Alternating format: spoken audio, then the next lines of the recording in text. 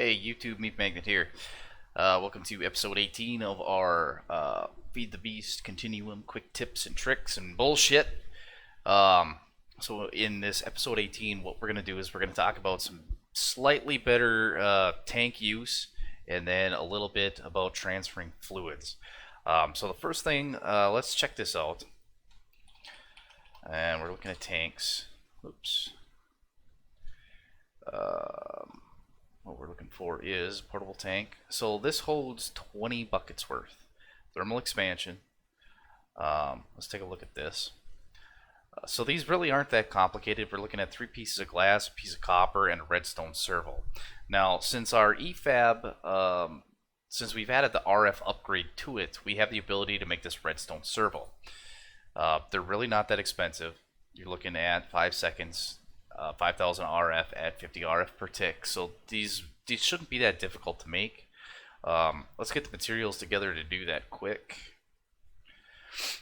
And what else do we need here? We need a couple pieces of copper, some iron, and then some glass. Let's we're gonna do 5 of them just because.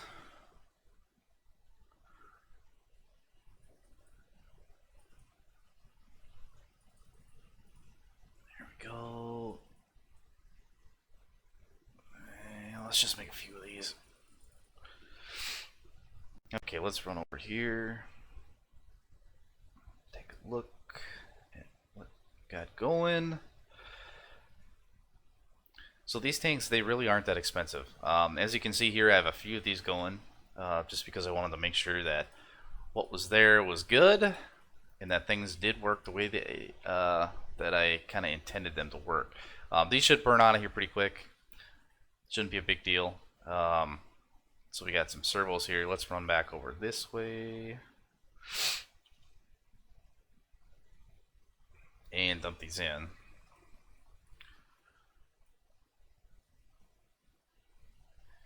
So there we are. Portable tank, no problem, no big deal. Make 2 just for shits right away. So there they are. 20 buckets. You can do whatever the hell you want with them. So along with this, these kind of work great in conjunction with the EFAB tanks. EFAB tanks, they really don't pull. They don't do anything by themselves. But these guys, the way they work, if we were to have some water in here, the blue in here is an input. Now, if you were to use one of these crescent hammers and just click this guy, see how it turned orange? That means whatever is in this tank is going to flow out of there. So orange is out, blue is in. I'm going to leave this tank here. We don't have any water that we need to put in there. And that's going to bring us to the next piece of this whole set of tanks. We're going to go over some more of this tank utility stuff. But I kind of wanted to show this transfer node. So this is part of, I think it's in an industrial rebirth. Let's see here. Is it forward? Maybe it's backwards. Anyway, it's in here. And some of the transfer stuff. Is it in here? Yes. Okay, it's actually in this one. So it's called here to there. If you're following this better questing and you're looking at transfer node and then again at a transfer node for fluids. So there's 2 different types here. And the ways these work is they, by default, will take and push out of any inventory. So that could be a tank, that could be a chest, depending on what type of node you are using. So what I've got going here on this transfer node, I got a transfer node and then a pipe hooked in between. Now, if these are valid, these pipes will hook in. So this is hooked into an advanced tank filled with water. And because I was a dipshit earlier, the source here is actually another sink. So that's just a sink, since that's an infinite water source. It's actually pushing water straight into this EFAB tank. Now, the way these things are supposed to work is these transfer nodes are supposed to be upgraded with what's called a upgrade mining. Extra Utilities 2 provides this. They're not all that complicated to make. The way these work is you got to come up with the upgrade base and then a golden pickaxe. These bases aren't expensive. This is just weighted pressure plates. That's all done through crafting. This guy's kind of a pain in the ass to make because it takes a little bit. But anyway, the way this works, so you put it in the node itself, and it allows mining of cobblestone and pumping of water. And the way that works is you would put this transfer node right down by some water, and it would start pulling it in. Now, how does that work? Well, if you right-click it, you get these spaces here for upgrades.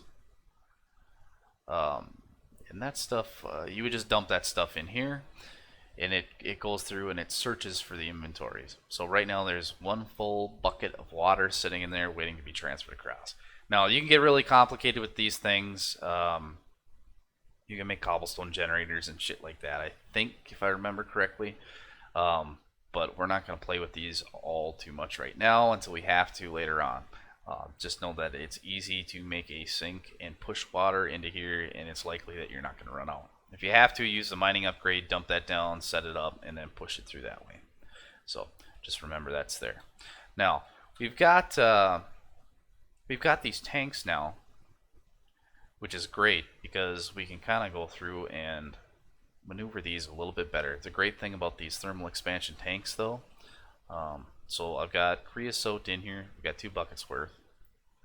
And before, with the other tanks, we couldn't put it into this inventory and drain these out.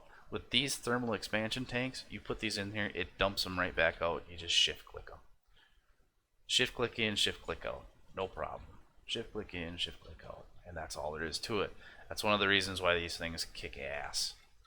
I think they're better than any of the other tanks. It'd be great if they had put in the upgraded version of these that hold, 500 buckets or whatever the hell it was for resonant, but they're not. And the reason they did that is to force you into force you out of that comfort zone.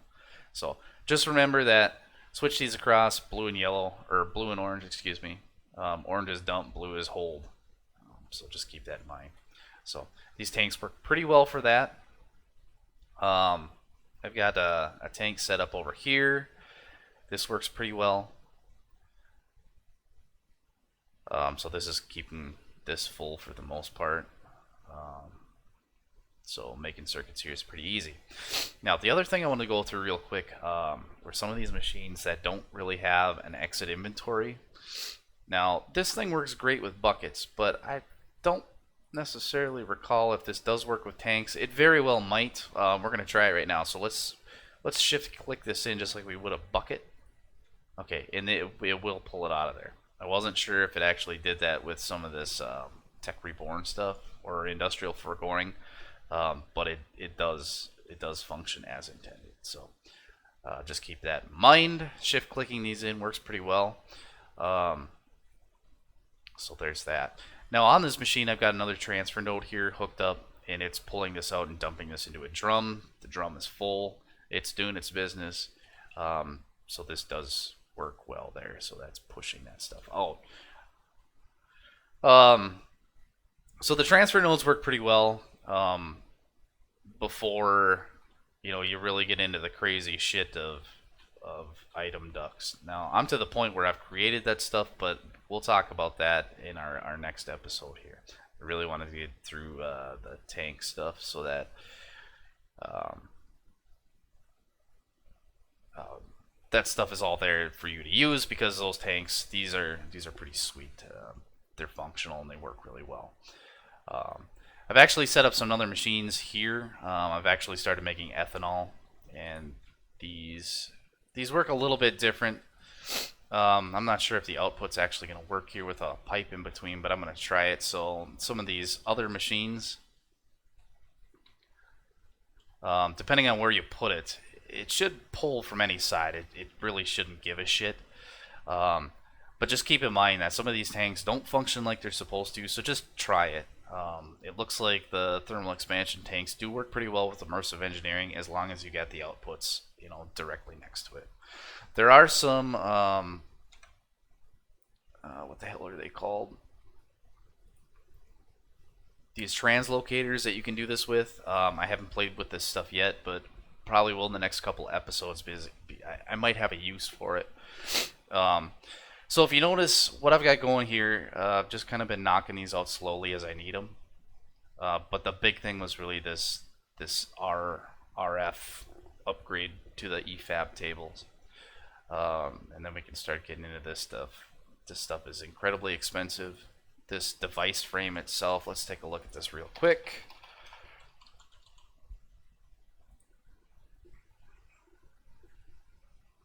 So you can see that this is significantly more ridiculous. So 1.2 million RF at 200 RF per tick. I don't think my EFAB table is upgraded enough to even handle that. But if you look here, we're looking at molten aluminum and then latex. So got some work to do. This is gonna take a little bit to get this stuff put together. So I think in the next episode, I'm gonna go over what I've got going over here. So this ore miner's there, and then probably go over the squeezer here, and then the fermenter.